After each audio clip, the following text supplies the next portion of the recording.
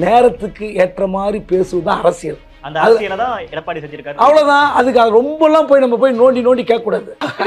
அவருக்கு பதட்டம் வருதா இல்லையா? எடப்பாடிக்கு விட்டுருங்க. எடப்பாடி பழனிசாமிக்கு பதட்டம் அதிகமா தான் இருக்கு. உண்மையிலேயே அவருக்கு பதட்டம் இருக்கு. சாத்மே சர்க்கார் பனாயேகேன்னு சொல்லிட்டு போறாரு. சாத்மேனா ஒன்னா சேர்ந்து தானே.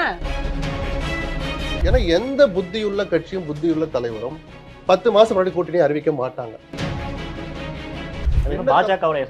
இருக்கட்டும் சார், அதை பத்தி உங்களுக்கு என்ன கவலை? மக்கள் நிராகரிக்க போறா, தூக்கி போட போறா, தூக்கி தலையில வச்சுக்க போறான். தேர்தல் வேலைகள் பட்டது கிடைக்கல, தேர்தல் வேலைகள் கிடைச்சது எடுத்துக்கோ. அதுதான் விஷயம். ஏன்னா 2ஆம் தேதி செயற்குழு நடக்குது. யாரையுமே டிஸ்கஸ் பண்ணல. முனுசாமி, வேலுமணி, உதயகுமாரை தவிர எல்லா முடிவும் எல்லா ஒன்றிய நகர கழக கிளைக்கழகத்தெல்லாம் கூப்பிட்டு முடிவு எடுக்கிற எந்த தலைவரும் கிடையாது நாட்டுல. உதயநிதி துணை முதலமைச்சருக்கு தமிழ்நாடு ஃபுல்லா கிளைக்கழகத்தை கூப்பிட்டு முடிவு எடுத்தாங்களா? பொதுச் செயலாளருக்கே லேட்டர் தான் தெரியும். 4 முனை போட்டியா இருக்கு. அது 4 முனை போட்டியா தான் 2026 தேர்தல் களத்திலும் இருக்குமா, இல்ல ஏதோ மாற வாய்ப்பு இருக்கா? சீமான் பிஜேபி அலையன்ஸ்குள்ள வரணும் அப்படின்றது பிஜேபியினுடைய எண்ணம். ஆனா அதை சீமான் அதை ஏற்கிறதாக எனக்கு தெரியல. ஆனா அவர் கட்சியில முன்ன இருந்த அந்த பலம் இல்ல. இன்னைக்கு இந்த சாணக்கியர் இருக்கார்ல, இங்க கூட்டணி உறுதிப்படுத்தி அறிவித்து 2 சாணக்கியர் இருக்காங்க சார். யார சொல்றீங்க? அமித்ஷா இருக்காரு, எடப்பாடி பழனிசாமி இருக்காரு. 3வது ஒரு சாணக்கியர் இருக்காரு. அவர் யாருன்னு கேளுங்க. அது எனக்கு தெரியாது. ஒருத்த முகத்தையும் சந்தோஷம் இல்லை, வருத்தத்தை வெளிப்படும். ஒரு துக்க வீடு மாதிரி இருந்தது. ஏன் மிரட்டி நம்மளை கூட்டிட்டு போயிட்டாங்க? ஏன்னா எடப்பாடியை கூட்டிட்டு போனா தன்னையே கூட்டிட்டு போனதான் அவன் நினைக்கிறான். மிரட்டிட்டாங்க. அது கூட்டணி ஆட்சியில பங்குன்னு சொன்னப்போ அவன் துடிச்சு போயிட்டான்.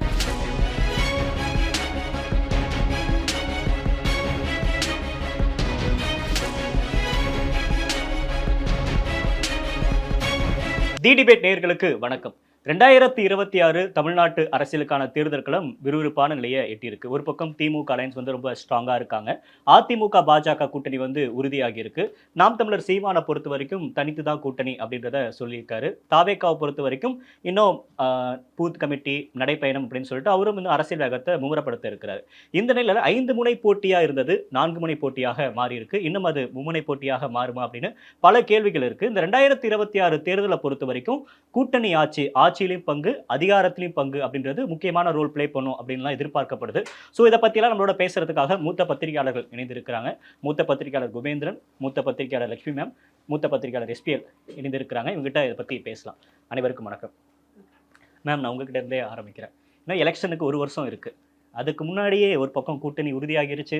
சிஎம் இந்த கூட்டணி துரோக கூட்டணி அப்படின்னு திருவள்ளூரில் பேச ஆரம்பிக்கிறாரு. அசம்பிளிலையும் அதை சொல்ல ஆரம்பிக்கிறாரு.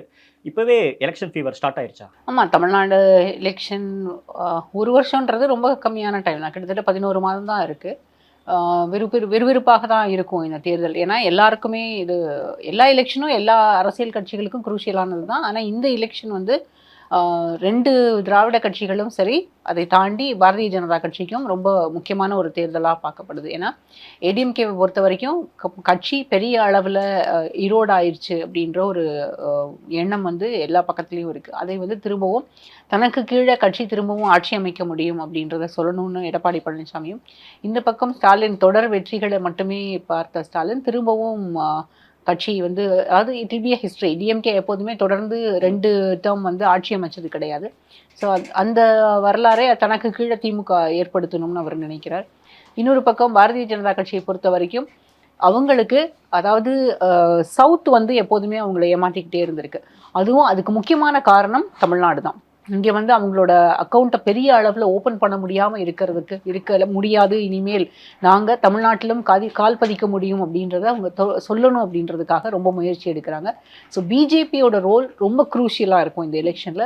அவங்க பெரிய அளவில், அதாவது பாரதிய ஜனதா கட்சி இன்னும் சொல்ல போனோம்னா இந்த வார்த்தை பயன்படுத்தலாமா தெரியல, தாண்டவம் ஆடுவாங்க கட்டாயம். ஏன்னா ஒரு பக்கம் இடி ரைட்ஸ் இருக்கும். ஏன்னா டிஎம்கேவை ஊழல் அப்படின்ற கட்டத்துக்குள்ளே அடைக்க பார்ப்பாங்க.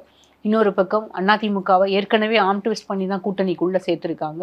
இனியும் அதிமுக தங்களுக்கு கீழாக அதாவது தங்களோடு இணைந்து செயல்படுறதுங்கிறத காட்டி நாங்கள் சொல்கிறத கேட்டு நீங்கள் செயல்படணும் அப்படின்ற நிலைமைக்கு கொண்டு போய் வைப்பாங்க. இது எல்லாத்தையும் பிஜேபி தொடர்ந்து செய்யும். ஏன்னா பாரதிய ஜனதா கட்சியை பொறுத்த வரைக்கும் தமிழ்நாட்டிலிருந்து ஒலிக்கக்கூடிய எந்த குரலாக இருந்தாலும் அது டெல்லி வரைக்கும் இல்லை, மற்ற எல்லா மாநிலங்களையும் இப்போ வந்து டீலிமிட்டேஷனுக்காக எல்லா சீஃப் மினிஸ்டர்ஸையும் ஒன்றா சேர்த்ததாக இருக்கட்டும், இந்த மாதிரி எல்லா விஷயங்கள்லையும் அகில இந்திய அளவில் பிஜேபிக்கு ஒரு சறுக்கலை ஏற்படுத்துகிறது தமிழ்நாடு. அதனால திமுக மட்டுமில்லை, தமிழ்நாடு. அதனால அந்த இமேஜை உடைக்கணும் அப்படின்னா தமிழ்நாட்டில் அவங்களுக்கு அவங்களுடைய நம்பர்ஸை இன்க்ரீஸ் பண்ணணும். ஸோ பிஜேபியோட ரோல் ரொம்ப குரூஷியலாக இருக்கும். விஜய்க்கு வந்து இது ஃபர்ஸ்ட் எலெக்ஷன். நீங்கள் சொன்னது போல் அவர் வந்து பூத் கமிட்டி அமைக்கிறாரா, இன்ஃப்ராஸ்ட்ரக்சரை பில்ட் பண்ணுறாங்களா, அதெல்லாம் எனக்கு தெரியல. நடைப்பயணம் போகிறாரா என்னன்னு எனக்கு தெரியல. அவருடைய படம் முடிச்சு முதல்ல அவர் வந்து வெளியில், அதாவது வீட்டு கதவுகளுக்கு பின்னால் இருந்து முதல்ல வெளியில் வரணும். வெளியில் வந்து மக்களை சந்திக்க ஆரம்பிக்கணும். ஏன்னா அரசியல்ன்றது பெருசு. சினிமா உலகம் வேறு, அரசியல் வேறு. நீங்கள் எம்ஜிஆர் பாணியில் ஆட்சி அமைச்சிடலாம், இல்லை ஜெயலலிதாவை போல் ஆட்சிக்கு வந்துடலாம் அப்படின்ற கனவுகள் எல்லாம் ஒரே நாளில் பலிக்காது. ஏன்னா இது வந்து வேறு காலமாக, எம்ஜிஆர் காலம் வேறு, ஜெயலலிதா காலம் வேறு, இப்போ வந்து இருக்கக்கூடிய சூழ்நிலை வேறு. அதனால விஜய்க்கு வந்து இது ரொம்ப குரூஷியலான எலெக்ஷனாக இருக்கும். ஏன்னா ஃபர்ஸ்ட் எலெக்ஷன்ன்ற போது ஒரு நல்ல பர்சன்டேஜில் ஓட்ஸ் வாங்கணும். இன்னொன்று வந்து அட்லீஸ்ட் அவர் மட்டுமாவது, விஜயகாந்த் அவர் மட்டும் சட்டமன்றத்துக்குள்ளே போனது போல் விஜய் பொறுத்த வரைக்கும் அவர் மட்டுமாவது சட்டமன்றத்துக்குள்ளே போகணும். இல்லைன்னா அந்த கட்சிக்கான ஸ்பேஸே தமிழ்நாட்டில் இருக்காது. இப்போ இது எல்லாருக்குமே இது வந்து குரூஷியலான எலெக்ஷன் தான். எலெக்ஷன் ஃபீவர் எப்போதுமே ஒரு வருஷத்துக்கு முன்னாலே ஸ்டார்ட் ஆயிரும். ஆனால் பிஜேபியை பொறுத்த தேர்தல் நெருங்க நேரத்தில் தானே இல்லை, இதுக்கான காரணம் நான் சொல்கிறேன். பாரதிய ஜனதா கட்சியை பொறுத்த வரைக்கும் இப்போவே இந்த கூட்டணி அமைஞ்சிட்டா, ஏன்னா ஏடிஎம்கே பிஜேபி கெமிஸ்ட்ரின்றது வந்து போன எலெக்ஷன்லேயே பெரிய அளவில் இல்லை கிரவுண்டில். 2023 அதனால தான் அதிமுக அந்த கூட்டணியிலேருந்து வெளியில் வராங்க. இந்த கூட்டணி இப்போவே தொடங்கிடுச்சு அப்படின்னா தேர்தல் நெருங்க அந்த டிஃபரன்சஸ் எல்லாத்தையும் ஈஸ் அவுட் பண்ணிட முடியும். ரொம்ப கிரவுண்டில் ரொம்ப ஈஸியாக ஒர்க் பண்ணலாம் அப்படின்ற ஒரு எண்ணத்தில் தான் முன்னாலேயே வந்து கூட்டணி அமைச்சது. இந்த கூட்டணி அமைச்சு இப்போ வந்து அந்த நெருடல்கள் எல்லாமே முன்னாலேயே சால்வ் பண்ணிட்டு தேர்தல் நெருங்க திமுகவுக்கு எதிரான அந்த மனநிலை இருக்கு இல்லையா, அதை வந்து கேபிட்டலைஸ் பண்ணுறதுக்கான ஒரு சூழல், அந்த ஆன்டி இன்கம்பன்சியை கேபிட்டலைஸ் பண்ணுறதுக்கான சூழலை உருவாக்க முடியும் அப்படின்றத பிஜேபி நம்புகிறாங்க. அதை வந்து அதிமுகவினுடைய தலைமையும் அதை ரசிக்கிறது. அதனால தான் இந்த கூட்டணின்னு நான் நினைக்கிறேன். இப்போ 4 முனை போட்டியாக இருக்குது. அது 4 முனை போட்டியாக தான் 2026 தேர்தல் களத்திலையும் இருக்குமா, இல்லை ஏதோ மாற வாய்ப்பு இருக்கா? சீமான் வந்து பிஜேபி அலையன்ஸ்குள்ளே வரணும் அப்படின்றது பிஜேபியினுடைய எண்ணம். ஆனால் அதை வந்து சீமான் அதை ஏற்கிறதாக எனக்கு தெரியல. ஆனால் அவர் கட்சியில் வந்து முன்ன இருந்த அந்த பலம் இல்லை. போன எலெக்ஷனில் இருந்த பலம் இப்போ இருக்க போகிறது இல்லைன்னு நான் நினைக்கிறேன். இன்னொரு பக்கம் சீமானுடைய வாக்குகள் எல்லாத்தையுமே வந்து விஜய் எடுத்துப்பார். எல்லாத்தையும் கிடையாது, ஒரு சர்டன் பர்சன்டேஜை வந்து விஜய் எடுத்துப்பார்.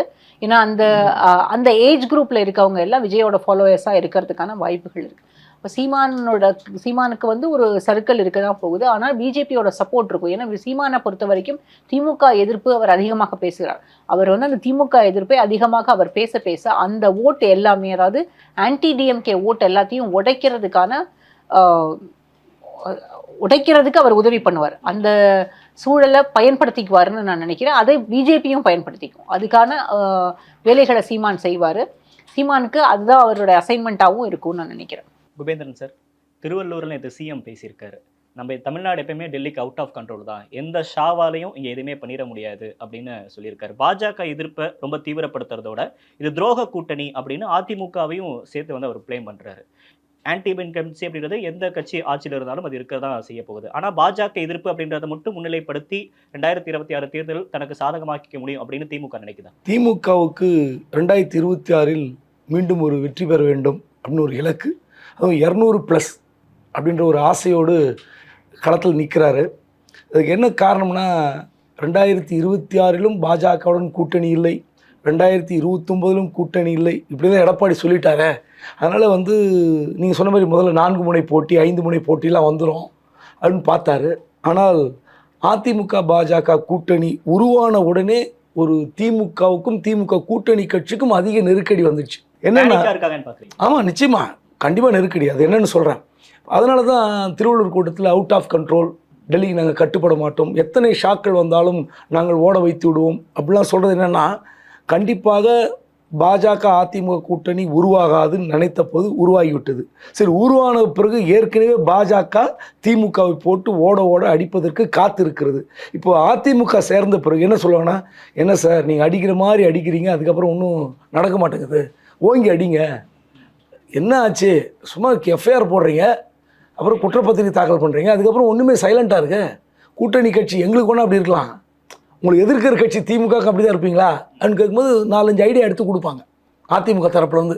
கண்டிப்பாக அந்த அதிமுக கொடுக்குற ப்ரெஷரில் பாஜக எகிரி அடிக்கும். அப்போது அதுக்கு முன்னேற்பாடாகவே திமுக தயாராக இருக்க வேண்டியது. அதுக்கு தான் எந்த ஷா இல்லை, எத்தனை ஷா வந்தாலும் ஓட வைப்போம். உண்மையிலே இன்றைய தேதிக்கு திமுகவுடைய திட்டங்கள் ஒரு பெரிய வரவேற்பு உள்ளது.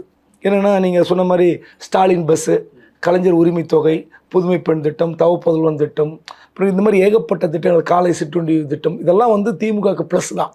குறிப்பாக பெண்கள் ஓட்டு வந்து அதிமுக தான் எப்போதும் அதிகமாக கிடைக்கும். ஆனால் இந்த முறை என்ன நினைக்குது திமுகனா, இந்த திட்டத்தால் இந்த மகளிருக்கு இலவச பேருந்து 1000 ரூபாய் இதெல்லாம் போய் நம்மக்கிட்ட வந்து எல்லாம் நின்றுடுவாங்க. எங்கே போனாலும் மகளிர் பார்த்திங்கன்னா கூட்டம் கூட்டமாக நிற்கிறாங்க. அதெல்லாம் ஒரு நலத்திட்டங்களால் பயன்பெற்றவர்கள் நிச்சயமாக வேறு கட்சியில் கூட ஓட்டு போடுறதுக்கு வாய்ப்பு இருக்கிறது. ஆனால் அதே மாதிரி திமுக கொடுத்த வாக்குறுதி, அந்த கோரிக்கைகள் நிறைவேறாத பயனாளிகள், அரசு ஊழியர்கள், மருத்துவர்கள், பஸ் டிரைவர், கண்டக்டர், இப்படி எத்தனையோ துறையில் நிறைய பிரச்சனைகள் இருக்குது. டாக்டர்ஸ் வந்து 2019 போராடும்போது ஸ்டாலின் போய் அந்த கூட்டத்தில் உட்காந்தார். அந்த போராட்ட இடத்துல உக்காந்துக்கிட்டு சொன்னார், நான் ஆட்சிக்கு வந்து அவங்களுடைய எல்லா பிரச்சனையும் தீர்ந்துருந்தார். ஆனால் நேற்று கூட அறிக்கை விட்டுருக்காங்க, இன்னும் 40,000 பணியிடங்கள் இருக்கிற இடத்துல 20,000 தான் இருக்கிறாங்க. எங்களுக்கு ஸ்ட்ரெஸ் அதிகமாகுது, சம்பள உயர்வு இல்லை. மற்ற மாநிலங்களை விட தமிழ்நாட்டில் டாக்டருக்கு சம்பளம் குறைவு, 40,000 ரூபாய் குறைவுன்னு புள்ளி ஒருத்தோடு போடுறாங்க. அப்போது இதெல்லாம் 19 இருந்தது. அப்போ அந்த டாக்டர்களுக்கு உங்களுடைய கோரிக்கை நிறைவேறவில்லை, உங்களுக்கு ஓட்டு போடுவாங்களா? பஸ் கண்டக்டருக்கு கிராஜுவிட்டி ஃபண்ட், நீங்கள் ரிட்டையர் ஆன பிறகு அவங்களுக்கு கிடைக்கப்படுகிற அந்த பண பயன்கள் அதெல்லாம் கிடைக்கும்னு சொன்னீங்க. நீங்கள் அவங்களுக்கு இன்னும் கிடைக்கல. அதெல்லாம் கிடைக்குமா? அரசு ஊழியர்கள், ஆசிரியர்கள், அவங்களுக்கெல்லாம் என்ன சொன்னீங்க? நிறைவேறாத வாக்குறுதி கொடுத்துட்டீங்க. அந்த ரிட்டையர்மெண்ட் பென்ஷனில் வந்து பழைய திட்டத்தை கொண்டு வரலான்னு சொன்னதே அது 2011 ஜெயலலிதா ஆட்சி காலத்தில் சொல்லப்பட்டது. ஆனால் 2016 தேர்தல் வரும்போது அந்த அம்மா உஷாராக டீல் பண்ணிட்டாங்க, ஒரு கமிட்டி போட்டாங்க. அதே கமிட்டி தான் இப்பவும் போட்டிருக்காரு. 2016 நீங்கள் போட்ட கமிட்டி 10 வருஷம் கழிச்சு ஏன் போடணும்? இதை பற்றி நீங்கள் கூடி விவாதிப்பதற்கு ஒரு கமிட்டி போடணும். அவன் நம்பலை. முதல் முறையாக செக்ரட்டரியேட் வாசலில் ஜாக்டோ ஜியோ சொல்கிறான், திமுக ஆட்சி வீழ்த்தியே தீர்வோம்னு. அந்த தலைவர்கள் ஏதோ 4 பேர் பேசிட்டு கலைஞ்சு போகிறதில்ல. அந்த தலைவர்களுக்கு என்ன ப்ரெஷர் இருந்தால் அந்த வார்த்தை பேசுவாங்க. ஏன்னா கீழே இருக்கிற அரசு ஊழியர்கள், நீங்கள் இப்படி பேசணும், நமக்கு கோரிக்கை நிறைவேற வேண்டும். அப்படி பார்த்தீங்கன்னா திட்டங்கள் ஒரு பக்கம் நிறைய இருக்குது, பயனடைந்தவர்கள் இருக்கிறார்கள், பயனடையாதவர்கள், அதாவது கோரிக்கை வைத்து அந்த கோரிக்கை நீங்களும் சொல்லி தேர்தல் வாக்குறுதியாக சொல்லி நிறைவேறாத மக்கள், அவங்கள அப்படி ஓட்டு போடுவாங்க. இது ஒரு ப்ளஸ் மைனஸ். இதுக்கு இடையில் பாஜக கூட்டணி வந்த உடனே திமுக விட திமுக கூட்டணி தான் அதிக பாதிப்பு. ஆமாம், காங்கிரஸ், விசிகா, கம்யூனிஸ்ட்டு, மதிமுக எல்லாம் தானே சொல்றாங்க. அப்படி கிடையாது. பாஜகவோட கூட்டணி போனனால நாங்கள் ஈஸியாக ஜெயிப்போம் தானே சொல்றாங்க. பாஜக கூட்டணியில் அதிமுக, பாஜக, பிஎம்கே வரப்போகுது. டிஎம்டிகே நமக்கு தெரியல எந்த பக்கம் போக போகிறாங்கன்னு தெரியல. ஒருவேளை அவங்களும் அந்த பக்கம் போகிறாங்கன்னு வச்சுங்களேன். இல்லை டிஎம்டிகே இந்த பக்கமே வரட்டும். இப்போது விசிகா என்ன கனவோடு இருக்குன்னா, கடந்த முறை வாங்கிய சட்டமன்ற தொகுதிகளை விட கூடுதலாக வாங்க வேண்டும் என்ற ஒரு ஆசையோடு தான் விசிகா பயணிக்கிறது. ஏன்னா எல்லா இடத்துல நீங்கள் பாருங்கள், டிபேட் சொல்லுவாங்க, 2017 இந்த கூட்டணி உருவானது, 19 நின்றோம், 21 கூட நின்றோம், 24 3 தேர்தல் ஒன்றாக சந்தித்தோம். அப்போ எங்கள் கட்சி வளராதா, வளர்ந்துருக்காதா, ஓட்டு வாங்கி கொடுத்துருக்காதா? வாங்கிட்டாங்க. அப்படி இருக்கும்போது ஒவ்வொரு கட்சிக்கும் கூடுதல் இடம் வேண்டும் என்ற ஒரு நெருக்கடி இருக்கும் கட்சிக்குள்ளே. ஏன்னா காங்கிரஸில் வந்து பார்த்தாங்க, நீங்கள் ஒரு 25 எம்எல்ஏ, ஒரு 10 எம்பி, அவ்வளோதான கட்சி. இன்னொருத்தர் பேசினார், ஒரு தொண்டர். அப்போ என்ன பண்ணலாம் சொல்லுங்கள், ஆலோசனை சொல்லுங்கன்னார் தலைவர். கண்டிப்பாக இந்த முறை கூடுதலாக இடம் வேண்டும்னு காங்கிரஸில் அழுத்தம் வரும், விசிகாவில் வரும். ஆனால் கேட்டாலும் கொடுப்பதற்கு திமுகவில் இல்லை. இப்போ நீங்கள் அங்கே வெறும் இல்லையா சார், மனசு இல்லையா சார்? இடம் இல்லை. அதிமுக மட்டும் இருந்து அவர்கள் கூட்டணி அமைய முடியாத சூழல், வெறும் பாமக மட்டும் போகுது, இல்லை வேறு சில கட்சிகள் மட்டும் இருந்தால் கண்டிப்பாக டிமாண்ட் பண்ணுவாங்க, எங்களுக்கு சீட் அதிகமாக கொடுங்க. பாஜக அங்கே போன பிறகு இங்கே குரலை உயர்த்தி கேட்கவே முடியாது எந்த கட்சியாலும். ஆல்ரெடி பர்த்து ஃபுல்லு. தேமுதிக உள்ளே வந்தால் அவங்களுக்கும் சிங்கிள் டிஜிட்டு 4-5 தான் போய் நிற்கும். அப்படி இருக்கும்போது இடப்பற்றாக்குறை ஒன்று. இன்னொரு கொடுமை என்ன தெரியுங்களா? திமுக சின்னத்தில் நிற்கிறதா அல்லது சொந்த சின்னத்தில் நிற்கிற நெருக்கடி வரும். ஏன்னா அதிமுக கூட்டணி வலிமையான கூட்டணியாக மாறப்போகிறது என்ற பயம் இருக்குல்ல. அப்போது அந்த மாதிரி ஒரு வலிமையான கூட்டணி வந்தால் வெற்றி பெறுவோமா? உதயசூரியன் நிற்கலாமா இல்லை நமக்கான சின்னத்தை நிற்கலாமான்ற அது ஒரு நெருக்கடி வரும். இட நெருக்கடி, சின்ன நெருக்கடி, இதெல்லாம் பார்க்கும்போது அவர்கள் உண்மையிலே ஒரு தோற்றம் எப்படி இருக்குன்னா, இங்க இருக்கக்கூடிய பிரச்சனை அதிமுக கூட்டணியில் இருக்கக்கூடிய கட்சிகளுக்கும் இருக்குதானே சார், அதையும் அவங்க ஹேண்டில் பண்ணணும்ல. இல்லை, அதிமுக எப்படின்னா இப்போ 5 வருஷம் ஆன்டி இன்கம்பன்சிக்கு அப்புறமா ஒரு வலிமையான கூட்டணி அமைக்கவே முடியாது. நமக்கு ஆன்டி இன்கம்பன்சி இருந்தாலும் அதிமுக வீழ்ந்து விடும் தான் நல்லா நம்பிட்டு இருந்தாங்க. பாஜக சேராத நம்மளும் நம்பிட்டு இருந்தோம்ல, எடப்பாடி வார்த்தையை நம்பி. எடப்பாடி மட்டுமா சொன்னார், ஒய்எஸ் மணியன் சொன்னாரு, எல்லாரும் சொன்னாங்க. ஆனால் கடைசியில் பாஜக மிரட்டியோ அன்பாகவோ அழைத்து செட்டில் பண்ணிட்டாங்க. இப்போ இந்த கூட்டணி செட்டிலான விதமே இன்னும் சர்ச்சையை கிளம்புது. ஆனால் இப்போ ஆரம்ப நிலை போக போக எப்படி சரி பண்ணிக்குவாங்கன்னு இருப்பாரா சார்? யாரு கடைசி வரைக்கும் 2026 வரைக்கும் அந்த கூட்டணியிலே தொடருவாரா? இல்லை கூட்டணி உடையும் நீங்க நினைக்கிறீங்களா? இல்லை, பேசி கொஞ்ச நாள்லயே கூட்டணி ஆச்சு அப்படின்னு பயங்கர விளக்கங்கள் 2 பக்கம் இருந்து வருது. இதெல்லாம் ஆரம்ப காலத்தில் இருக்கிற முட்டல் மோதல் தான் எல்லா இடத்துலையும். இப்போ திமுகவுக்கு தொகுதி கேட்டு போவாங்க, அங்கே 10 கேட்பாங்க, 10 கொடுத்து ரொம்ப ஆள் வேணுமான்னு கேட்பார் துரைமுருகன். 6 பேர் தான் இருக்கிறீங்க, மிச்சம் 4 பேர் நாங்கள் வேணா தட்ட மாட்டோம். இதெல்லாம் எல்லாம் நடக்கும் தானே, காங்கிரஸுக்கும் நடக்கும், விசிகாவுக்கு நடக்கும். இப்போ இன்னொரு கொடுமை தெரியுங்களா, இப்போ இவங்க தொகுதி கூட மாறி கேட்க முடியாது திமுக கூட்டணியில். இப்போ ஏற்கனவே வாங்கிய தொகுதிகளை வாங்குவதா அல்லது வேறு தொகுதிகளை வாங்குவதான்ற பிரச்சனை இருக்கும். நீங்கள் சொன்ன கேட்ட கேள்வி, அதிமுக கூட்டணியில் இந்த பிரச்சனை இருக்கும். இந்த பாஜக வந்த பிறகு இப்போ அவங்க போன முறை 20 வாங்கினாங்க, இந்த முறை எப்படி 40 போய் நிற்பாங்க. 80 கேட்கலாம், 40 போய் நிற்பாங்க. அப்போ ஏற்கனவே அந்த 20 வாங்கிட்ட பிறகு இந்த புது 20 இருக்குல்ல, அந்த புது 20 எத்தனை பேருக்கு பாதிப்பு ஏற்படுத்தும்? எக்ஸ்ட்ரா கேண்டிடேட் வேணுமான்னு இபிஎஸ் கேட்க மாட்டாரா? அதெல்லாம் இல்லை, அந்த அளவுக்குலாம் கொஞ்சம் நாகரிகமாக நடத்திடுவாங்க. உங்கள் ஆசை ஒன்றா இருக்கலாம், உங்கள் ஆசை எப்படி இருக்கலாம். இல்லை இபிஎஸ்க்கு இந்த பாயிண்ட் கூட எடுத்து கொடுத்துருக்கீங்க, ஒருவேளை கேட்கறதுக்கு வாய்ப்பு இருந்தால் கேட்கட்டும். எனக்கு ஒன்றும் பேசலாம் சார், சாப்பிட்டா வந்துடுறேன். குபேந்திரன் சார் சொல்றாரு, அதிமுக பாஜக கூட்டணி உருவானது திமுகவை ஒரு விவரம் நடுக்கத்துக்கு உருவாக்கி இருக்கு அப்படின்னு. நீங்க அந்த கருத்தை ஏற்கிறீங்களா? அது அந்த வாக்கு வங்கியை ஒப்பிட்டு அவருடைய வாக்கு சதவீதம் இவ்வளவு உயர போகுது அப்படின்ற அந்த பயம் அல்ல. அதிமுகவின் கையில் ஒரு ஆயுதம் கிடைச்சிருக்கு. மத்தியில் ஆளுகிற பிஜேபி, எதையும் செய்ய துணிகிற பிஜேபி, தனித்து இருக்கிற போது அவர்கள் செய்ய தயங்கிய தவிர்த்த விஷயங்களை குபேந்திரன் சொன்ன மாதிரி இனிமேல் கொஞ்சம் துணிச்சலா செய்வாங்க. அதிமுக நிர்பந்தத்தின் கூட செய்யலாத, நிர்பந்தப்படுத்துற அளவுக்கு எடப்பாடினா வலிமையானவராக இல்லாமல் இருக்கலாம். ஆனால் இந்த அணி ஜெயிக்கணும்னா திமுகவுக்கு இந்த குடைச்சலை கொடுங்க அப்படின்னு அந்த விஷயங்கள் பரிமாற்றங்கள் நடந்துக்கிட்டு தான் இருக்கும். அதை நினைச்சுதான் அவர் முதல்ல பதட்டப்பட்டிருப்பார். ஏன்னா அவருடைய முதல் அறிக்கை எடுத்து பார்த்தா கொஞ்சம் அதிகப்படியாக சில வார்த்தைகளை யூஸ் பண்ணியிருப்பார். தமிழ்நாட்டு நலனையே நீங்கள் போய் அடமானம் வச்சுட்டீங்க அப்படியெல்லாம் சொல்றதுக்கெல்லாம் அதில் ஒன்றுமே இல்லை. இந்த கூட்டணி மக்கள் விரோத கூட்டணி, மக்கள் உங்களை நிராகரிப்பார்கள்னு தாராளமாக சொல்லலாம், அதுக்கு அவருக்கு உரிமை இருக்குது. எந்த தமிழ்நாட்டு நலனை போய் அவர் அடகு வச்சாரு? சரி, நான் கேட்குறேன், நீங்கள் வலிமையான கூட்டணி உடையாமல் அப்படியே வச்சுருப்பீங்க, அதிமுக தனியாகவே நிற்கணுமா? அவங்களுக்கு வேறு என்ன ஆப்ஷன் இருக்குது? இருக்கட்டும் சார், அதை பத்தி உங்களுக்கு என்ன கவலை? மக்கள் நிராகரிக்க போறா, தூக்கி போட போறா, தூக்கி தலையில வச்சுக்க போறான். பத்திரிகையாளர்களுக்கோ மற்ற கட்சிகளுக்கோ என்ன கவலைன்னு நான் கேட்கிறேன். நாங்க வலிமையா அமைப்போம், நீ தனியா தான் நிக்கணும், இது ஜனநாயகமா? அவங்க சும்மா இருப்பாங்களா? இல்ல காய் வெட்டி கட்டிட்டு போவாங்களா? அவங்களும் எப்படியாவது முட்டி மோதானே பார்ப்பாங்க. இது எவ்வளவு பெரிய இமேஜ் அடின்னு எடப்பாடிக்கு தெரியாம போய் விழுந்தார்.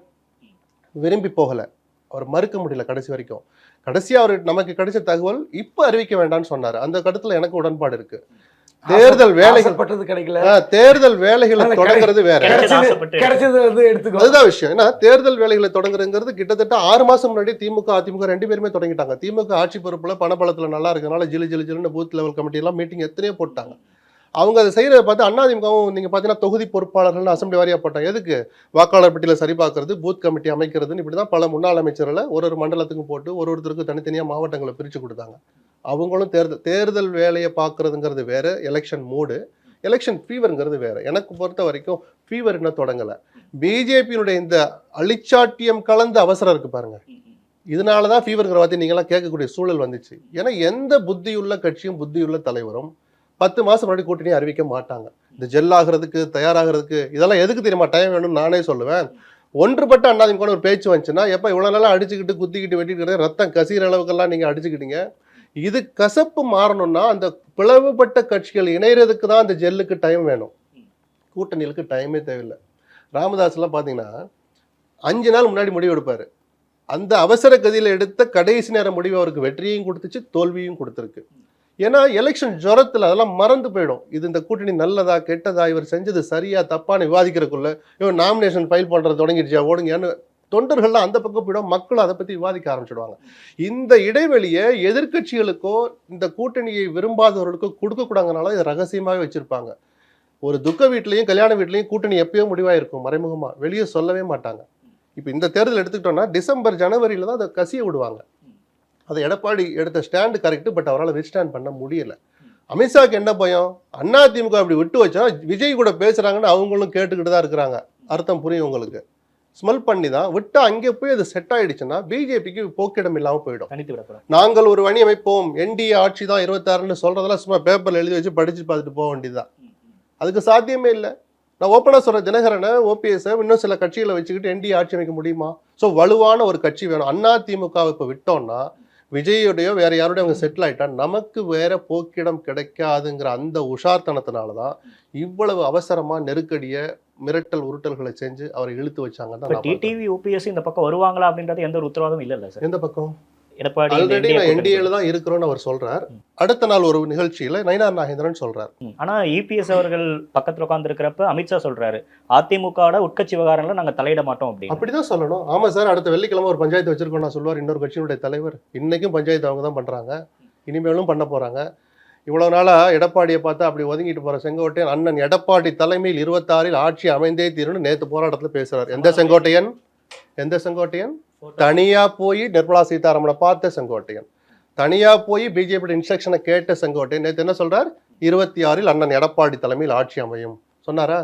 சூழல் மாறிடுச்சு. பிளான் பிக்காக தான் செங்கோட்டையனை கையில் வச்சிருந்தாங்க. நான் சொல்றதை கேட்கலைன்னா ஒரு ஆப்ஷன் எங்கிட்ட இருக்குன்னு மிரட்டுறதுக்காக தான் செங்கோட்டையன் வச்சிருந்தாங்க பிஜேபி. அலையன்ஸுக்கு வந்துட்டார். சோ கொஞ்சம் நீ டோன் டவுன் பண்ணணும்னு செய்தி வந்திருக்கும். அண்ணன் வாழ்கன்னு கோஷம் போட்டு அதிமுக பாஜக துரோக கூட்டணி அப்படின்றத தாண்டி சார், அரசியல் ரீதியா தாண்டி இப்ப டீலிமிட்டேஷன்ல இருந்து நிதி பகிர்வுல இருந்து ஏதோ ஒரு வகையில பாஜக இங்க ஒரு விதமான டிஸ்டர்பன்ஸ் கொடுத்துக்கிட்டே இருக்காங்க அப்படின்றப்ப அது களத்துல மக்கள்கிட்டயும் ஒரு அதிருப்தியை தான் உருவாக்கும் அந்த கூட்டணிக்கு. அது திமுக எந்த அளவுக்கு அதை எடுத்துட்டு போகுதுன்னு பார்க்கணும். மிக நிச்சயமாக தமிழ்நாட்டுக்கு துரோகம் செய்யற கட்சி தான் பிஜேபி. அதில் மாற்று கருத்தே கிடையாது. நீங்கள் அழுதுகிட்டே இருங்கன்னு ஒரு பிரதமர் சொல்கிற வார்த்தை அதெல்லாம். அது ஸ்டாலின் அவமானப்படுத்தலை. தமிழ்நாட்டு மக்களின் அடையாளமாக அதிகாரப்பூர்வமாக இருக்கிற ஸ்டாலினை நீங்கள் அவமானப்படுத்துறீங்க. தமிழ்நாட்டு மக்களை அவமானப்படுத்துறீங்க. தமிழ்நாட்டு மக்களுடைய உணர்வுகளை நீங்கள் கொச்சைப்படுத்துறீங்க. நீங்கள் அழுதுகிட்டே இருங்கன்னு சொன்னது ஸ்டாலினை பார்த்து அல்ல, தமிழ்நாட்டு மக்களை பார்த்து. இதெல்லாம் யாருமே ரசிக்க மாட்டாங்க. அதுக்கு தான் ஆளுமை இங்கே தேவைப்படுது. அதை மறக்கடிச்சிட்டு ஊழல் நிறைந்த திமுக வீட்டுக்கு அனுப்பணும். ஒரு குடும்ப கொள்ளையடிக்குதுன்னு விஜய் சொன்ன வசனம் எடப்பாடியும் சொல்லுவார். தேர்தல் காலம் நெருங்க அந்த வசனங்கள்லாம் வெளியில வரும். அந்த மாதிரியான பிரச்சார யுக்திகளை கூர்மைப்படுத்துறதன் மூலமா பிஜேபி என்கிற அந்த பலவீனம், எக்ஸ்ட்ரா லக்கேஜ் தான். நான் சொன்னேன், நாடாளுமன்ற தேர்தலில் பிஜேபி கூட்டணியை முறித்தது தவறு, சட்டமன்ற தேர்தலில் பிஜேபியோட கூட்டணி வைப்பதும் தவறு. அது எக்ஸ்ட்ரா லக்கேஜ் தான். ஏன்னா அடி விழுந்து அந்தந்த அசம்பிளில அங்கேயே அடி விழும். நாடாளுமன்ற தேர்தல் அப்படி இல்லை. ஒரு தொகுதியில போடலைன்னா மீதி 5 தொகுதியில் ஆவரேஜ் பண்ணி ஜெயிச்சுட்டு போயிடுவாங்க. அரித்மெட்டிக் அதை காட்டுச்சு. தனித்தனியா நின்னதுனால 2 பேரும் தோத்தாங்க. கூட்டணி அந்த கணக்குகளை சேர்த்திருந்தா 13 தொகுதிகளில் ஜெயிக்கிறாங்கன்னு வேலுமணி அதைத்தான் சொன்னார். கெமிஸ்ட்ரி ஒர்க் அவுட் ஆயிருந்தா, பிளவுபடாமலே இருந்திருந்தா அந்த எழுச்சி வந்து குறைஞ்சபட்சம் 15 தொகுதியில் அவங்க ஜெயிச்சிருப்பாங்க. 20 நோக்கி போனாலும் ஆச்சரியப்பட்டிருக்காங்க. 2024 கூட்டணி முறிச்சதுக்கான காரணம் அண்ணாமலையோடைய பேட்டி தானே. முழுக்க அவர் தான் தொடக்கப்பள்ளி வச்சார். ஆனா இதவே ஜெயலலிதா எப்படி ஹேண்டில் பண்ணிருப்பாருன்னா, அந்த தீர்மானம் போட்டு கூட்டணி விட்டு விலகுறோம்னு சொன்னார்ல, கூட்டணியை பற்றி நாங்கள் தேர்தல் நேரத்தில் முடிவு பண்ணுவோம்னு அறிவிக்க வச்சிருப்பார். அவரே அறிவிப்பார். கையை மூடியே வச்சிருக்கணும். நீங்க அன்னைக்கு சொல்லியிருக்க கூடாது. கடைசியில சாமியாரை விட்டு ஒரு கடைசி நேரத்தில் ஒரு முயற்சி நடந்து ஞாபகம் இருக்கா? அண்ணாமலை அவருடைய துடுக்குத்தனத்தினால வெளியில வந்து கடுமையான வார்த்தைகளை பரிமாறிக்கிட்ட பிறகும் நிர்மலா சீதாராமனுடைய முயற்சியில கோயம்புத்தூர்ல வச்சு ஒரு சாமியாரை வச்சு கடைசியார் முயற்சி பண்ணாங்க எடப்பாடி கிட்ட. இந்த சூழலை ஏற்படுத்துறதுக்கு தான் அவர் இன்னைக்கு மௌனமா இருந்திருக்கணும்னு சொல்றேன். அப்படியா? அண்ணாமலையை மாத்துங்க அப்படின்ற கோரிக்கை வச்சு அமைச்சர்களை பார்த்தாங்களே சார் டெல்லியில. இருங்க. அப்போ பதிலே வரலையே. அதனாலதான் எடப்பாடி எடுத்த முடிவு சரின்னு நான் சொன்னேன். அதிமுக தொண்டர்கள் எதுக்காக வெடி வெடிச்சான் தலைமை கழக வாசல்ல? கூட்டணியை விட்டு விலகுறோன்னு வந்து நீங்க வீடியோ எடுத்து பாருங்க, வெடி வெடிச்சுக்கிட்டு இருப்பான். ஏன்னா அம்மாவை காயப்படுத்திய, அம்மாவை அசிங்கப்படுத்திய அண்ணாமலைக்கு பாடம் புகட்டுற மாதிரி கூட்டணி விட்டு அண்ணன் வெளியே வந்தார் அப்படின்னு அவன் சந்தோஷப்பட்டான். அது ஒரு வகையான உணர்வு. அப்பதான் நான் என்ன சொல்றேன், வெளியில வரோம்னு சொல்லாம கூட்டணி இல்லைங்கிறத மறைமுகமா சொல்லியிருக்கணும். நாங்கள் தேர்தல் நேரத்தில் முடிவெடுப்போம்னு சொல்லியிருந்தா ஆட்டோமேட்டிக்கா ஓடிடுவாங்க. இன்னைக்கு நீங்க சாணக்கியத்தனு ஃபுல்லா கிளைம் பண்ணலாம். ஆட்டோமேட்டிக்கா 3 வருஷம் கழிச்சு இது பாட்டு தலைவர் தேர்ந்தெடுக்கிற சூழல் வருது. எடப்பாடியுடைய அழுத்தமும் ஒரு காரணமா இருக்கலாம். ஜெயலலிதா எப்படி ஹேண்டில் பண்ணிருப்பார்? அந்த நேரத்து வரைக்கும் காத்திருக்க வச்சு அவங்கள தன் பக்கம் வர வச்சு அப்ப டிமாண்டை பூரா கிளியர் பண்ணிருப்பார். அண்ணாமலையை தூக்குன்னு இருப்பார். எல்லாரும் ஜெயலலிதா ஆக முடியாது. ரைட், அதெல்லாம் நடந்து முடிஞ்சிடுச்சு. இனிமேலாவது இப்போ அன்னைக்கு நடந்தது பார்த்தீங்களா? கூட்டணி அமைஞ்சு போச்சு, சரி புரிஞ்சுக்கிட்டாங்க. முன்னாடியே பண்ண அண்ணனை ஏதோ பண்ணிட்டாங்கன்ற அந்த உணர்வு தான் அதிமுக காரனுக்கு இருந்துச்சு. அவனுக்கு நான் ஒரு பலமான ஆயுதம் கிடைச்சதுன்னு தொடக்கத்தில் சொன்னேன்ல, அதுக்கு அதிமுக ஒருத்தனும் சந்தோஷப்பட்டிருக்கணும். ஒருத்த முகத்திலையும் சந்தோஷம் இல்லை, வருத்தத்தை வெளிப்படுத்த ஒரு துக்க வீடு மாதிரி இருந்தது. ஏன் மிரட்டி நம்மளை கூட்டிட்டு போயிட்டாங்க. ஏன்னா எடப்பாடியை கூட்டிட்டு போனா தன்னையே கூட்டிட்டு போனதான் அவன் நினைக்கிறான். மிரட்டிட்டாங்க. அது கூட்டணி ஆட்சியில பங்குன்னு சொன்னப்போ அவன் துடிச்சு போயிட்டான். அப்படி கொடுக்க வேண்டிய அவசியம் இல்லை. இப்ப மறுத்துட்டார் எடப்பாடி. அந்த 5 நாள் கதையை பேசுவோம். பேசுறாரு, அமித்ஷா உட்கார்ந்து இருக்கிறார், சொல்றாரு இந்தி. அவர் எடப்பாடிக்கும் புரியாது, எனக்கும் புரியாது, ஒத்துக்கிறேன். அடுத்த செகண்ட் ஸ்ரீகாந்த் தமிழ்ல மொழிபெயர்க்கிறார். மைக்க கொடுங்கன்னு ஒரு தலைவர் போய் வாங்கக்கூடாது. முனுசாமி என்ன பண்ணிட்டு இருக்கிறார், வேலுமணி என்ன பண்ணிட்டு இருக்கிறார், தலைவரை கொஞ்சம் கூப்பிட்டு சொல்ல, தம்பி மைக்க தலைவர்கிட்ட கூட சொல்லியிருக்கணும்ல, நாங்கள் கூட்டணிக்கு ஒத்துக்கிட்டோம், திமுக வீழ்த்தணுங்கிற அந்த காமன் அஜெண்டாவுக்கு, ஆட்சியில் பங்குங்கிறதெல்லாம் நாங்கள் அப்புறம் பேசுவோம் அல்லது இப்போ பேசலை அப்படின்னு சொல்லணும்னு நான் ஈஸியாக சொல்லிட்டு போயிட்டேன். அந்த இடத்துல உட்காந்துருக்கிற எடப்பாடிக்கு தான் அந்த வழி தெரியும். அவ்வளோ சுலபத்தில் அவர் செய்ய மாட்டார். சரி, அடுத்து உடனே விருந்துக்கு கூட்டிகிட்டு போகிறீங்க, அப்பயும் எதுவும் பேச முடியாது. விருந்தெல்லாம் கொடுத்து அவரை அனுப்பிட்ட பிறகு 2 ட்விட்டு போட்டார் எடப்பாடி. ஒன்று, என்டிஏல நான் சேர்ந்ததை பெருமையாக நினைக்கிறேன், நீங்கள் என் வீட்டில் வந்து விருந்து சாப்பிட்டது எனக்கெல்லாம் பெருமைன்னு ஒரு ட்விட்டு. இந்த அணி அமைஞ்சதை வரவேற்று மோடி ஒரு ட்வீட் போட்டார்ல, அதுக்கு நன்றி சொல்லி இன்னொரு ட்வீட் போடுறார். என் 3வது ட்வீட் போடுறதுக்கு உங்களுக்கு என்ன அவ்வளவு என்ன துணிச்சலற்ற தன்மை? அதிமுக மாதிரி ஒரு பெரிய இயக்கத்துக்கு தலைமை பொறுப்பு உட்காந்துக்கிட்டு ஒரு ட்வீட் போட கூட உங்களுக்கு துணிச்சல் இல்லை. நான் எங்க கொடுத்தார் 5 நாள் கழிச்சு. நான் சொல்றது அன்னைக்கு நைட்டு சொல்றேன். டிவியில அத்தனையிலையும் ஃபிளாஷ் நியூஸ் போகுது, கூட்டணி ஆட்சியில் பங்கு, ஆட்சியில பங்கு, எத்தனை பேர்த்தனை நாங்க அப்புறம் பேசுவோம்னு சொன்னா கார்டு பை கார்டு போட்டுக்கிட்டே இருக்கா, பார்த்துட்டு இருக்காரு, வேடிக்கை பார்க்குறாரு. சரி விட்டுருங்க, இது ஏதோ டிவிக்காரன் ஏதாவது பரபரப்புக்கு போடுவான். அடுத்த நாள் செய்தியை பாருங்க, தினத்தந்தி பேப்பர் எடுத்து வச்சு பாருங்க, 8 கால செய்தி போடுறான். ஆட்சி கூட்டணி ஆட்சியில் கிட்டத்தட்ட கூட்டணி ஆட்சிங்கிற வார்த்தையை பச்சையா போடுறாங்க. ஏன்னா தினத்தந்தி அப்படி தப்பு பண்றாங்களே. ஏப்பா அந்த ஹிந்தி தெரிஞ்சவனை கூப்பிடு, அமித்ஷா என்ன சொன்னான்னு கேளு.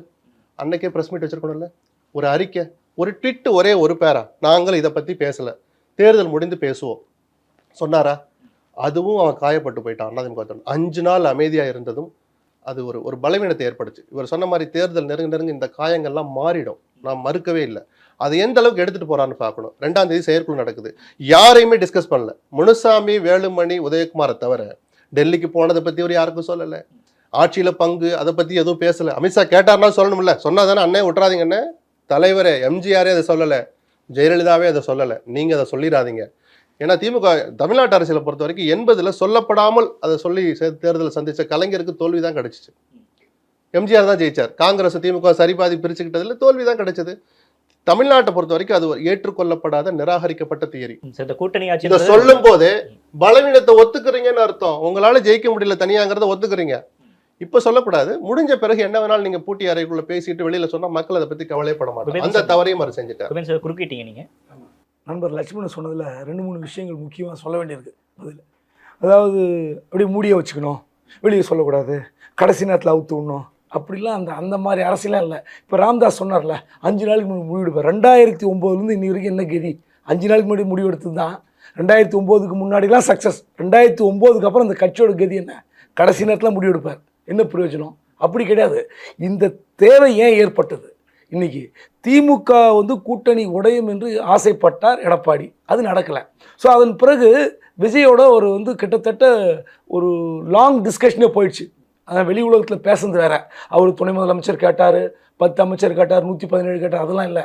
அவங்க கேட்டது ஒரு 80 தொகுதி, ஒரு 5-6 அமைச்சர் தொகுதி, அவ்வளோதான். இதுதான். ஆனால் அதையும் கடந்து பேச்சுவார்த்தையில் கிட்டத்தட்ட ஒரு 40-45 தான் நின்று இருப்பாங்க. இது எப்படி லட்சுமணன் சொன்னது ஒரு வகையில் உண்மை. அது எப்படியே முடிந்துடும் அப்படின்ற காலகட்டம் நெருங்கும் போது தான் பாஜக உஷாராகுது.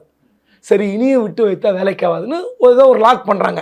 அந்த லாக் இன்னும் உடையில. அந்த லாக் உடையும் போது நமக்கு உண்மை தெரியும். ஓடி போய் செட்டில் ஆகிட்டார். சரி, இப்போ நீங்கள் கேட்டிங்களா, அடுத்து ஓபிஎஸும் டிடிவியும் இந்த என்டிஏல இருக்காங்களா, எப்படி சேருவாங்களா, அது எப்படி போய் ஓட்டாக மாறும்? இப்படிலாம் ஒன்றும் கிடையாது. 2011 ஜெயலலிதா விஜயகாந்த் கூட்டணி, அந்த கூட்டணி அமைந்த பிறகு ஒரு மேடையில் கூட விஜயகாந்த் ஜெயலலிதா பயணிக்கல. தொடர்ந்து செய்தி வந்து கொண்டிருக்கிறது. விஜயகாந்தும் ஜெயலலிதா ஒரு மேடையில் ஏறவில்லை, தொண்டர்கள் சோர்வு, அது எப்படி ஜெல்லாக போகுதுனாங்க. சேலத்தில் இது தெரிஞ்ச பிறகு ஜெயலலிதா பார்க்குறாங்க. சரி, இவ்வளோதானே, ஓகே. சேலத்தில் ஒரு அனைத்து கட்சி தலைவர்கள் கூட்டம், அதில் எல்லாரும் ஏறினாங்க. எல்லா கூட்டணி ஏறி மேடையில் உட்கார வச்சாங்க. பண்டூட்டி சொன்னார், இப்படிலாம் நடக்குமா என்றெல்லாம் பேசிக்கொண்டு நடந்து விட்டது பாருங்கள், விஜயகாந்தும் ஜெயலலிதாவும் ஒன்றாக இருந்தார்கள், அவ்வளோதான். அந்த மேடையில் பேசிக்கிட்டாங்க, சிரிச்சுக்கிட்டாங்க, எதாவது தெரியுமா தெரியாது. அதே மாதிரி இந்த கிம்மிக்ஸ் நடக்கும். எப்படின்னா, என்டிஏல வந்து ஓபிஎஸும் டிடியும் இருக்காங்க, ஆனால் எடப்பாடி அங்கே பிரச்சனை, ஏதாவது ஒரு பொது மேடை அமைத்து விட்டு மேடையில் ஏறி உக்காந்து விட்டு அப்போது நம்ம மக்கள் எழுதுவாங்க. லட்சுமணன் சொல்வார், எடப்பாடி டிடி பார்த்து சிரிக்கவில்லை, ஓபிஎஸ்ஸை பார்த்து அவர் வந்து கையாட்டவில்லை. இதெல்லாம் நடக்கும், இதுவும் நடக்கும். ஆனால் அதுக்கு ஒரு கிம்மிக்ஸ் இருக்குன்னு சொல்ல வரேன். இன்னொரு முக்கியமான விஷயம், 2024 சட்டமன்ற எம்பி தேர்தலில் ஓட்டு அடிக்கிற விஷயம் வேற. நீங்கள் பாஜக வந்து மத்தியில் ஆட்சி வரணுமா வேண்டாமா, அது நமக்கு தமிழ்நாட்டை பொறுத்தவரை நிராகரித்து ஓட்டு போட்டாங்க, அவ்வளோதான். அதுக்கப்புறம் அவங்க ஏன் எடப்பாடி வேணும்னு செஞ்சார், இல்லைன்னு சொல்ல. காரணம், அண்ணாமலையை மாற்றுங்கள் என்று நீங்கள் சொன்ன மாதிரி பல முறை போய் சந்தித்தார்கள். ஆனால் இன்னைக்கு இந்த சாணக்கியம் இருக்கார்ல, இங்கே வந்து கூட்டணியை வந்து உறுதிப்படுத்தி அறிவித்து விட்டு 2 சாணக்கியர் இருக்காங்க சார். யாரை சொல்றீங்க? அமித்ஷா இருக்காரு, எடப்பாடி பழனிசாமி இருக்காரு. 3வது ஒரு சாணக்கியர் இருக்காரு, அவர் யாருன்னு கேளுங்க. அது எனக்கு தெரியாது. எனக்கு தெரிஞ்சு பிஜேபி கூட்டணி உறுதி பண்ண ஒரே சாணக்கியர் என்று அறிவிக்கப்பட்டவர் அமித்ஷா. அவர் போன இடத்துலலாம் வெற்றின்னு அந்த சாணக்கியர்கிட்ட தான் புகார் பண்ண போகிறாங்க. சென்னைக்கு வந்து ஃப்ளைட்டை பிடிச்சி போனால் வெளியே தெரிஞ்சுன்னுட்டு கோயம்புத்தூர்லேருந்து பெங்களூர் போய் பெங்களூர்லேருந்து போகிறாங்க. அப்போ அண்ணாமலையை பக்கத்தில் வச்சு தான் விசாரிச்சார் அந்த சாணக்கியர். கம்ப்ளைண்ட் பண்ணுற பார்ட்டியை பக்கத்தில் வச்சுக்கிட்டு விசாரிக்கலாமான்ற கூட அந்த சாணக்கியத்தனம் கூட இல்லாதவர் தான் அமித்ஷா. அதெல்லாம் இப்போ உணர்ந்து கொண்டு தான் வரார். ஒன்று. இன்னொன்று, இப்போ வந்து நீங்கள் சொல்கிறீங்களே, ஸ்டாலின் இப்படி எத்தனை ஷாக்கள் வந்தாலும் ஓட விரட்டுவோம். ஆளுங்கட்சியாக இருந்து மத்தியில் இருக்கிற ஒரு ஆளுங்கட்சி எதிர்ப்பது உண்மையிலே சவால் தான், இல்லைன்னு சொல்ல. அது ஒரு தில்லு, மக்கள் மத்தியில் அப்படி தான் பேசப்படும். ஏன்னா நிதி வரணும், பல்வேறு பிரச்சனைகள் இருக்குது. இதற்கெல்லாம் பதில் சொல்கிற விதமாக நம்ம கொஞ்சம் அடக்கியும் போகலாம், கொஞ்சம் நெளிவு சுழிவாக நடந்துக்கலாம்னு கூட நினைக்கலாம். ஆனால் அதை மீறி ஸ்டாலின் நடிக்கிறார். ஏன்? அதிமுக பாஜக கூட்டணி உறுதியாகி விட்டது. அடுத்து என்ன பிஜேபி என்ன மாதிரி தாக்குதலை தொடரப்போகுதுன்னு தெரியாது. ஆனால் நம்ம எல்லாம் அப்படி பேசணும்ல. இன்னொரு விஷயத்தை நம்ம நியாயமாக பத்திரிகையாளர்கள் பேசணும். பாஜக கூட்டணி உறுதி செய்கிற அதே நேரத்தில் வக்பு சட்ட திருத்த மசோதாவுக்கு எதிராக வாக்களிக்கிறாங்க. சரி, அது மட்டும் இல்லை, அந்த மேடையில் உடனே மைக்கு வாங்கி என்னங்க கூட்டணி ஆச்சுன்னு உளறீங்க, sorry hello mister Amit Shah, sorry அப்படின்னு சொல்ல ஏன் நியாயம்தான், அவர் எதிர்பார்ப்பு நியாயம்தான். ஏன்னா தமிழ்நாட்டுக்கு பாஜக ஆட்சிக்கு வந்தால் சில சிக்கல் இருக்குன்னு பத்திரிகைகளுக்கு என்ன பிரச்சனை, பத்திரிகையாளர் தான் கவலை பண்ணோம். மக்களுடைய பிரதிநிதிகளாக அரசியல்வாதிகள் இல்லை, பத்திரிகையாளர் தான் சொன்னோம். பாஜக ஆட்சிக்கு வந்தால் இந்த அறநிலைத்துறை ஒழிக்கப்படும், பெரியார் சிலை அகற்றப்படும் சொன்னால் பத்திரிகையாளர் தான் எழுதுவான். மக்கள் புலம்புறது யார் எழுதுறது? அதனால் என்ன பண்ணார்? ஆனால் அதே எடப்பாடி நம்ம இன்றைக்கி ஸ்டாலினை பாராட்டுறோம்ல, அமித்ஷாவுக்கு சவால் விட்டார்னு. அந்த அமித்ஷா கூட்டணி உறுதி செய்யப்பட்ட பிறகு, என்டிஏ அரசு என்று சொன்னப்பட்ட பிறகு, நீங்கள் எத்தனை பிஜேபி எம்எல்ஏக்கள் கூட்டணி அரசில் பங்கேற்பார்கள் என்று கேட்ட கேள்விக்கு நாங்கள் போஸ்ட் எலெக்ஷனுக்கு பின்னாடி முடிவு செய்வோம் என்று அமித்ஷா சொன்ன பிறகு ஆட்சியில் பங்கே இல்லை என்று ஷா பக்கத்தில் கூட்டணியில் வச்சுக்கிட்டு ஷாவை எதிர்க்கிறாருன்னு எடுத்துக்கூடாதா? 5 நாள் ஏன் கேட்குறாங்க? அதை விடுங்க, 5 நாள் ஏங்க எல்லாத்துக்கும் பதில் சொல்ல முடியும்? நீங்கள் எல்லா முடிவும் கயத்தாறு ஒன்றிய செயலாளர், குளித்தலை ஒன்றிய செயலாளர், கிண்ணத்துக்கடை ஒன்றிய செயலாளர் கேட்கலாம். அதிமுக தொண்டர்கள் கீழே இருக்கிறவங்க எதிர்பார்ப்பாங்கல்ல சார். இருங்க சார், நான் உண்மையை கேட்குறேன். எல்லா முடிவும் எல்லா ஒன்றிய நகர கழக கிளைக்கழகத்தெல்லாம் கூப்பிட்டு முடிவு எடுக்கிற எந்த தலைவரும் கிடையாது நாட்டில். உதயநிதி துணை முதலமைச்சருக்கு தமிழ்நாடு ஃபுல்லாக கிளைக்கழகத்தை கூப்பிட்டு முடிவு எடுத்தாங்களா? யார் முடிவு எடுத்தது? பொதுச் செயலாளருக்கே லேட்டர் தான் தெரியும். அதனால நீங்க எல்லாத்தையும் வந்து எல்லா கிளைக்கழகத்தில் உறுப்பினர்களுக்கும் எங்களிடம் கையெழுத்து வாங்கினீர்களா, எங்களும் ஒப்புதல் பெற்றீர்களா, இந்த டைலாக்லாம் நல்லா இருக்கும். ஒருபோதும் கூட்டணி இல்ல அப்படின்னு அவ்வளவு ஸ்ட்ராங்கா பேசிட்டு நீங்க யாரோடையும் கலந்து ஆலோசிக்காம டக்குனு போய் கூட்டணி வைக்கிறீங்க அப்படின்னா கிரவுண்ட்ல இருக்கக்கூடிய அதிமுக தொண்டர்கள் கேட்பாங்கல்ல சார். அந்த கேள்வி எனக்கு நானும் கேட்டவன் தான், இல்லைன்னு சொல்ல. ஆனால் நீங்க திமுக வீழ்த்த வேண்டும் என்றால் நீங்க சொன்ன ஒரு ஆயுதம் கிடைத்து விட்டதுன்னு. அந்த ஆயுதம் என்ன ஆயுதம்? அது ரொம்ப அப்படியே செல்லை அரிக்கிறாதுமா இல்லை அவங்களே திருப்பி தாக்க போகிற ஆயுதமாக நமக்கு தெரியாது. ஏன்னா ஒரு பழமொழி இருக்குது, எந்த ஆயுதத்தை கையில் எடுக்கணுமோ அந்த ஆயுதத்தாலே அவனுக்கும் பாதிப்பு இருக்குன்னு. இப்போ இந்த இடி சிபிஐ ஐடிலாம் வச்சுன்னு ஆடுறாங்கல்ல பிஜேபி, அவங்களுக்கும் ஒரு காலம் வரும், அவங்களும் பதில் சொல்ல வேண்டிய நிர்பந்தம் வரும். ஏனென்றால் நீங்கள் இந்த ஆயுதத்தை வச்சு எவ்வளோ மிரட்டுறீங்க. இன்றைக்கி ஒரு சுப்ரீம் கோர்ட்டு தீர்ப்புக்கு அப்புறம் என்னெல்லாம் கதறீங்க பதறீங்க. அதனால் அதே சுப்ரீம் கோர்ட் எத்தனை தீர்ப்பு கொடுத்துச்சு. ராமர் கோயில் தீர்ப்புக்கு அப்படியே உச்சநீதிமன்றத்தை உச்சி முகர்ந்தீர்கள். அப்புறம் இந்த ரஃபேல் ஃபைல் காணாமல் போச்சுன்னா அதை பற்றி கேட்காதீங்க சுப்ரீம் கோர்ட் சொன்ன பிறகு ஆஹா இதுதான் சுப்ரீம் கோர்ட் சொன்னீங்க. 370 எல்லாத்துக்கும் சுப்ரீம் கோர்ட்டு உச்சி முகர்ந்து சொன்னது தான். ஆனால் இன்னைக்கு தங்கர் என்ன பண்ணார்? விண்ணுக்கு மண்ணுக்கும் குதிக்கிறார். அதனால் நேரத்துக்கு ஏற்ற மாதிரி பேசுவது தான் அரசியல். அந்த அரசியலை தான் எடப்பாடி செஞ்சிருக்காரு. அவ்வளோதான். அதுக்கு ரொம்பலாம் போய் நம்ம போய் நோண்டி கேட்கக்கூடாது. ஆமா இதுக்கு மேல நான் அவருக்கு பதட்டம் வருதா இல்லையா எடப்பாடிக்கு? விட்டுருங்க. எடப்பாடி பழனிசாமிக்கு பதட்டம் அதிகமா தான் இருக்கு. உண்மையிலே அவருக்கு பதட்டம் இருக்கு. அதனாலதான் 5 நாள் கழிச்சு வெளியில வந்து இல்ல கூட்டணி ஆட்சி எல்லாம் அது ஒரு வியூகன்றாரு. அதிமுக பாஜக கூட்டணி ஆட்சி அமைக்கும். இது என்னங்க கூட்டணி தனியா ஆட்சி அமைக்கும் தனியா புரிஞ்சுக்கணுமா? அதே எப்படி புரிஞ்சுக்க கூடாது. அத அந்த கமாவை எங்க போடணும்னு சொல்லி கொடுக்குறாரு அவரு. ஆமா, நமக்கு வந்து ப்ரொனன்சியேஷன் எப்படி பேசணும் அப்படின்னு சொல்லி கிளாஸ் எடுக்கிறாரு. சாத்மே சர்க்கார் பனாயேகேன்னு சொல்லிட்டு போறாரு. சாத்மேனா ஒன்னா சேர்ந்து தானே சாத்மேன்னு வந்துதா இல்லையா அந்த வார்த்தை? அப்ப ஒன்னா சேர்ந்துருந்தான்னு அர்த்தம். அப்ப கோலிஷன் கவர்மெண்ட் தான்.